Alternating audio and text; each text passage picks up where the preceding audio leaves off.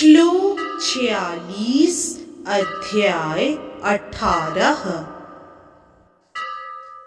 यतः प्रवृत्तिर्भूतानां येन सर्वमिदं ततं स्वकर्मणा तमभ्यर्च्य सिद्धिं विन्दति मानवः।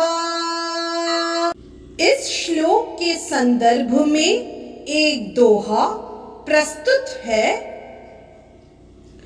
उस ईश्वर का रूप ही मान अखिल संसार, स्वाभाविक अरुनियत जो कर्म वर्ण अनुसार, कर्म वर्ण अनुसार उन कर्मों से पूज कर पाता मानव सिद्धि, पूर्ण रूप निष्काम यदि अर्पुनि भगवत बुद्धि, अर्पुनि भगवत बुद्धि।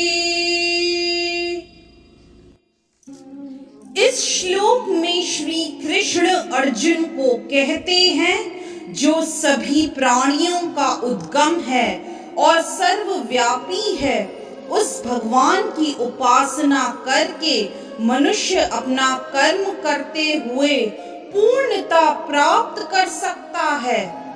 यदि इस श्लोक का विस्तार करें तो जैसा कि 15वें अध्याय में बताया जा चुका है, सारे जीव परमेश्वर के भिन्नांश हैं।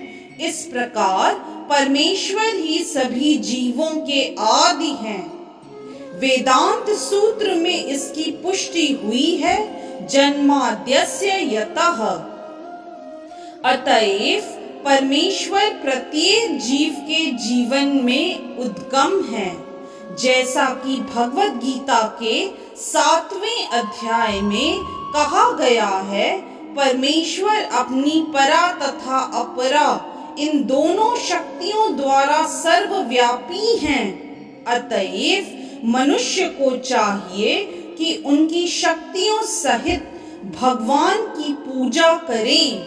सामान्यतया वैष्णव जन परमेश्वर की पूजा उनकी अंतरंगा शक्ति समेत करते हैं। उनकी बहिरंगा शक्ति उनकी अंतरंगा शक्ति का विकृत प्रतिबिंब है। बहिरंगा शक्ति पृष्ठ भूमि है, लेकिन परमेश्वर परमात्मा रूप में पूर्णांश का विस्तार करके सर्वत्र स्थित हैं। वे सर्वत्र समस्त देवताओं, मनुष्यों और पशुओं के परमात्मा हैं। अतएव मनुष्य को यह जानना चाहिए कि परमेश्वर का भिन्नांश अंश होने के कारण उसका कर्तव्य है कि वह भगवान की सेवा करे। प्रत्येक व्यक्ति को कृष्ण भावनामृत में भगवान की भक्ति करनी चाहिए। इस श्लोक में इसी की संस्तुति की गई है। प्रत्येक व्यक्ति को सोचना चाहिए कि इंद्रियों के स्वामी ऋषिकेश द्वारा वह विशेष कर्म में प्रवृत्त किया गया है। अतएव जो जिस कर्म में लगा है, उसी के फल के द्वारा भगवान श्री कृष्ण को पूजना चाहिए।